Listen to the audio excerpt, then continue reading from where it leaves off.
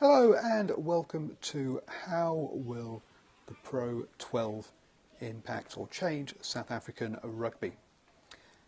Hi, I'm Paul, the guy behind DrivingMaul, and the BBC recently announced that there were talks ongoing for two South African franchises to join the Pro12 this coming September as part of the new Pro12 season.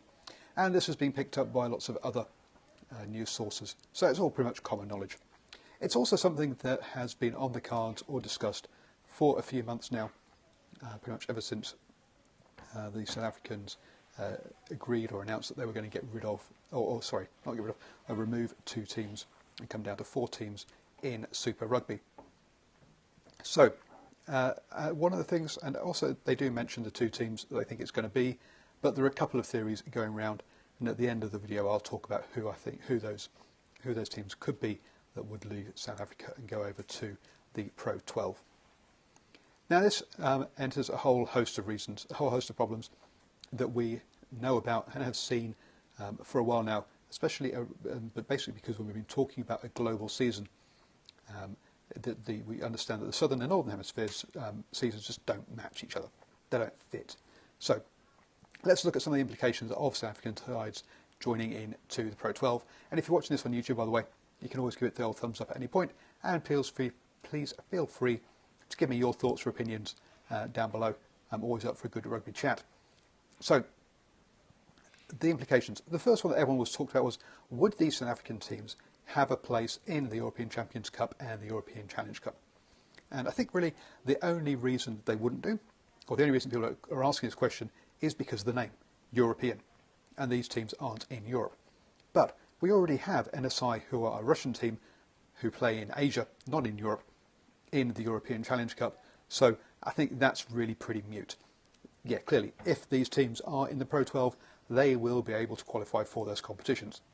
And those competitions, and the Pro12 has announced this year that next season, they will go from having a country allocation in the European Champions Cup to a purely meritocracy qualification, i.e. the Italian sides don't automatically get a place in the European Rugby Champions Cup. They have to get into the top 7, I think it is, to get that place. So that's already changed, and it makes this sort of move much easier, because you don't have to say, okay, does South Africa automatically get one? Well, no one automatically gets one, so no. So that piece I don't think is much of an issue. The changes for the South African domestic rugby, though, are pretty seismic, if we look at it. The Pro12 season goes from September through to May, and this is going to impact a number of competitions in South Africa. First up, the Currie Cup. The Currie Cup is a massive thing in South Africa. When I talked to the high performance director of the Lions a couple of years ago about how they had grown and become successful in Super Rugby, one of the things he started talking about immediately was the Currie Cup, which to me, I thought the Meistersteen Cup in New Zealand has taken a very much secondary role, but that hasn't happened in New Zealand. In South Africa. It's still a very large competition and very high priority for the provinces. Now the Currie Cup goes from August to October. There's a 2-month overlap between the Currie Cup and the Pro12. So whichever teams go into that Pro12 are going to have to juggle their priorities when it comes to the Currie Cup. Also, the other piece that these teams in the Pro12 are going to have to deal with is the Rugby Championship. The Rugby Championship runs from August through to October. So will they be losing their internationals players during that window as well for the first 2 months of the season? And that will put obviously a disadvantage to all the other Pro12 teams.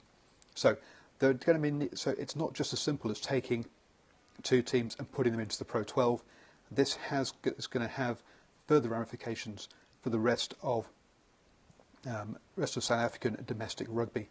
If you essentially have your top flight teams either playing Super Rugby or playing Currie Cup, basically or playing Pro12 12 months of the year, how do you run your pure domestic competition rather than just your cross-border club or franchise competitions?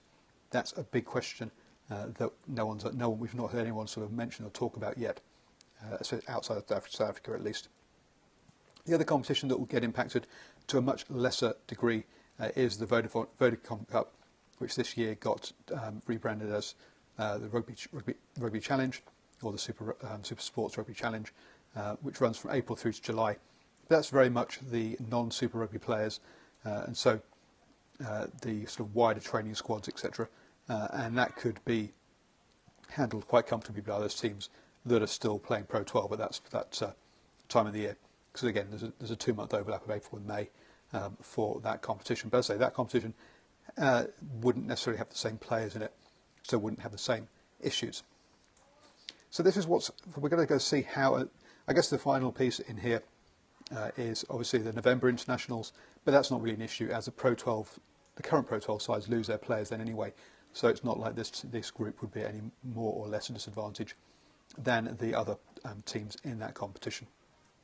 They clearly will have or the South African franchises in the Pro 12 will have that Six Nations window to recuperate, rest, and train up players for the final run-in.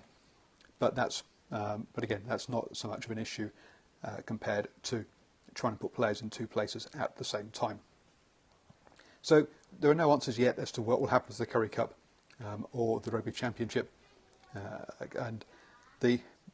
so we'll have to just wait and see. Now, who goes to the Pro 12? If you read the BBC and you listen to popular opinion, basically the two teams that should, in inverted commas, should get removed from Super Rugby to improve the quality are essentially the Kings and the Cheetahs, who have historically been, or for the last 2 seasons anyway, the weakest sides weakest South African rugby sides in Super Rugby.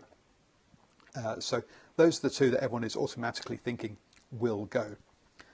But the question then is this just something so that South African rugby politics gets sorted out and they can have 6 top flight teams, or is this the first step in the move from South Africa moving away from SANZAAR and moving into a European-based competition?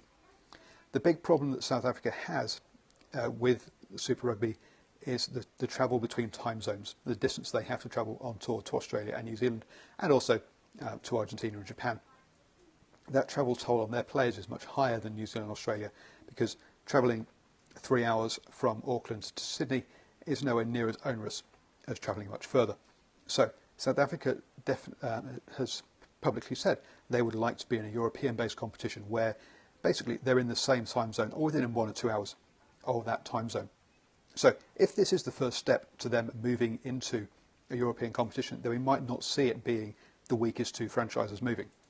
There are also rumours going around that it might be the Bulls and the Sharks that move into Pro 12 instead of the Cheetahs and the Kings, which would be extremely interesting. The Bulls being the most successful South African franchise in Super Rugby history, for example. But they are the 2 sides that the Stormers and the Lions are the strongest 2 sides currently, but the Sharks and the Bulls do have a very good, strong history.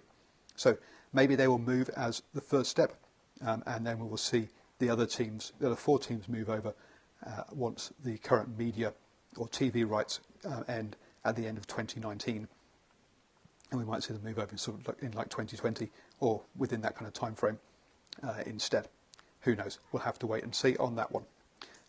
So yeah, this is not as simple as just do these teams get entry into the European Rugby Challenge Cup, which is what everyone in Europe will be primarily thinking about. There are lots of knock-on issues for South African domestic rugby and obviously for Super Rugby and their partners in SANZAAR in the longer term. I'll be back tomorrow and I will talk about the future of Super Rugby, because it's not just South Africa that's involved. We've also got talk of Fiji trying to get a professional team up and running. We've had talk that Argentina wants another team, and talk of teams potentially in the States or in Southeast Asia as well. So the future of Super Rugby is very much up in the air at the moment, not only for next year, but also a longer term as well. Thank you very much for watching. Please remember there's a link above for my newsletter, so you don't miss out on anything I do. If you're on Twitter, by the way, if you're on YouTube, the link is down below. And please do share this with your friends if you think it has been enlightening. And as I say, remember, thumbs up on YouTube. Thanks for watching, and enjoy the Lions second test tonight.